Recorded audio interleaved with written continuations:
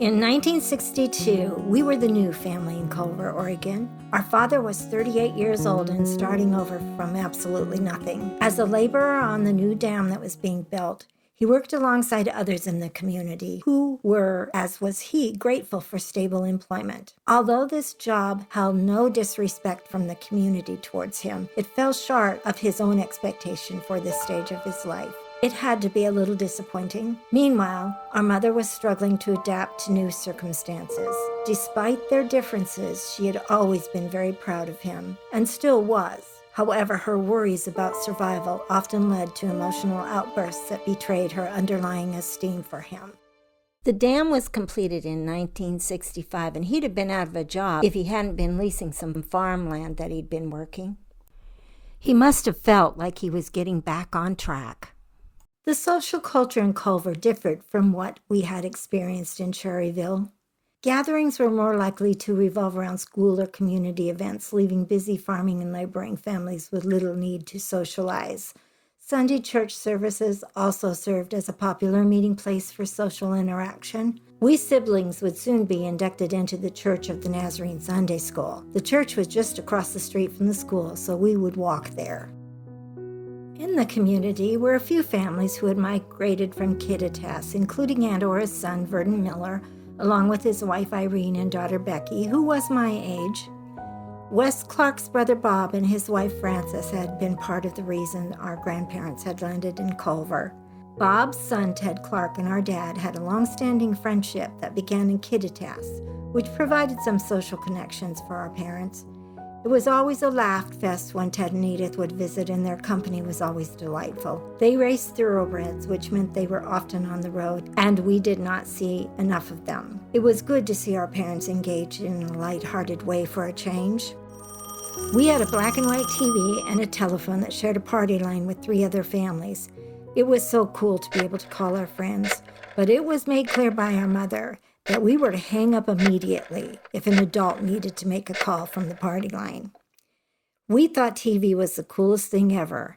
On dreary days, especially when I was babysitting, we would all be strewn in various relaxed poses, hanging over the furniture, watching the likes of Leave It to Beaver, Superman, and Andy Griffith, as well as old movies. Once we watched a movie called Biscuit Eater about a dog. In those days, dog movies always seemed to end on a rather sad note, but we hadn't figured that out yet. There was never a moment so quiet in our house as when that movie tragically ended, with each of us doing our best to maintain composure until one of the little kids let loose with a wail, at which point all hell broke loose with tears and sobs.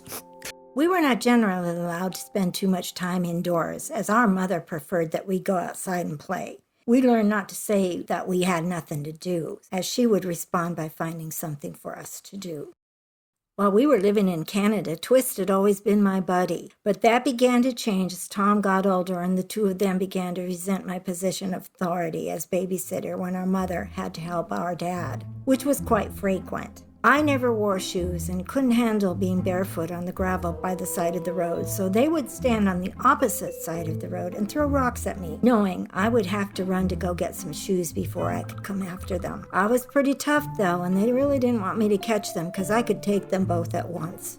I hated them at that time and can remember practicing crying because if they died, I would be happy and I wouldn't be able to cry, which of course would not look very good. By the time Twist and I were both in high school, we all became friends.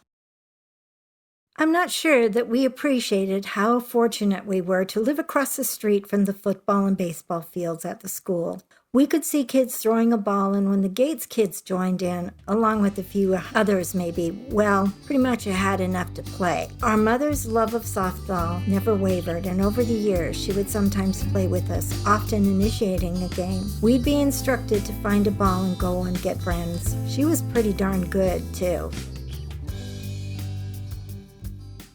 The boys played Little League baseball growing up, which did not impress our father much, but it was a whole different story when in high school they played football or wrestled. My brothers were muscular and, like our dad, had an extraordinary aptitude for athleticism. Our father loved the contact sports like football, which all of my brothers played, and of course wrestling. Tom and Chuck would end up both going to state in both of those sports. All my brothers were outstanding on their respective teams, and our father could not hide his pride in his sons. I can't imagine how glorious that would have been for an athlete who never had the chance to compete in high school sports. It was also pretty uplifting for my brothers. His stern persona would melt away with his son's games. My brother Pat recalls. It was pretty rewarding as a young guy going through high school, and being good at sports, and all of us were. And Dad was incredibly proud of that. We were in a state football playoff game, and we were over in Culver, Oregon. We spent the night at Burns, our team did, and I think Mom and Dad did too, because when we got up in the morning and got on the bus, there were a bunch of people out along the side of the bus, jumping up and down and going, Bulldogs, go, Bulldogs, go, Bulldogs. I thought I heard something familiar, and I looked up and my dad jumping up and down, raised some hell, go Bulldogs, kick their butts, or whatever, And there was a time where I realized that something that I was doing wasn't getting me yelled at. It was something that my dad actually enjoyed. It was something that was incredibly memorable to me because of the fact that I hardly ever saw my dad have a good time unless it was either at our sporting events or at a family reunion on his side of the family. That was a very memorable thing for me. And Dad took time off of work for football and wrestling matches. Now, I played basketball and baseball too, and we never saw Dad with that stuff. He liked the tough guy sports, and it was not a negative for me in any way, shape, or form. I know one thing, Dad was pretty happy to have some kids that could go and kick some people's butts on the football field or wrestling. He was pretty proud of that. Twist recounts as a senior in high school being embarrassed one day when a page came over the school PA system. Will Twist and Tom Gates please come to the office? There's a pig loose in town, and your dad needs your help to catch it. Town was only 2 blocks away, and as they left the school, Twist and Tom were trying to figure out what the pig was doing in town, since the pig pen was 5 miles away.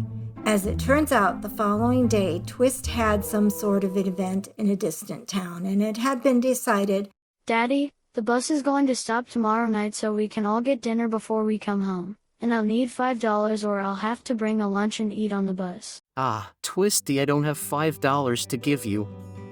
But he did have a pig, and there happened to be an auction in Madras that day. Somehow, the pig had got loose once they got to town.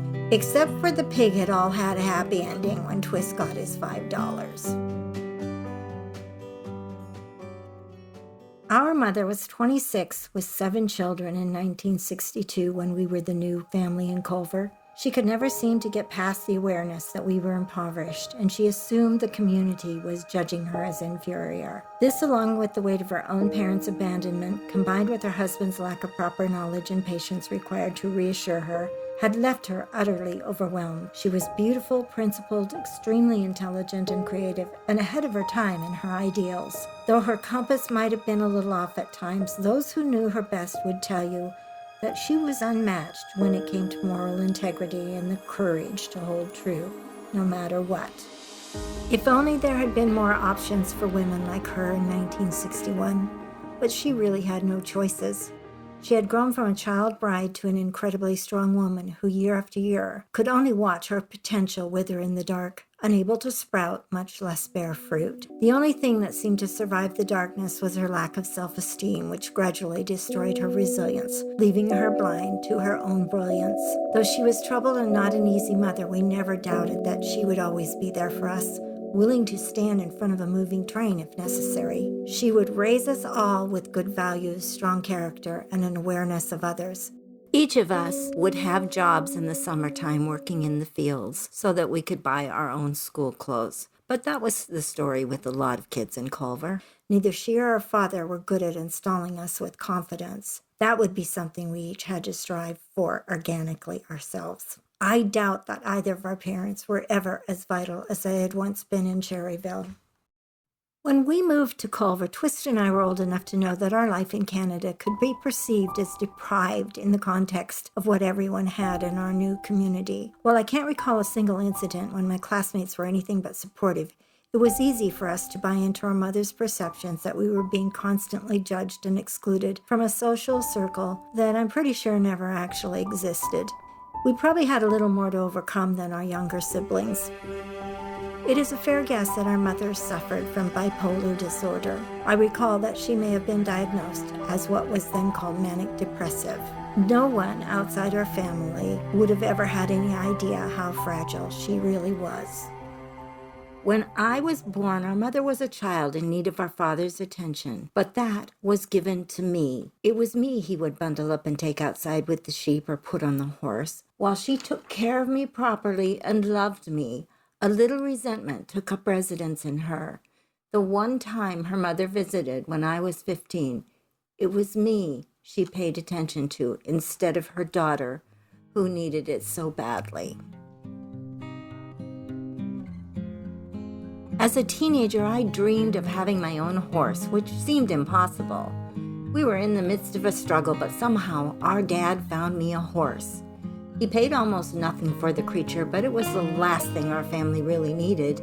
It was something just for me, and maybe a little bit to satisfy something in him. In light of his own childhood experience with Ginger and her colt, I'm sure that he could easily relate to my longing. He renamed the 2-year-old unbroken gelding Snip and intended to break him for me to ride, but he never got around to it. Snip would let me on his back when he was tied up or restrained, but our parents would rightfully forbid me to try and ride him.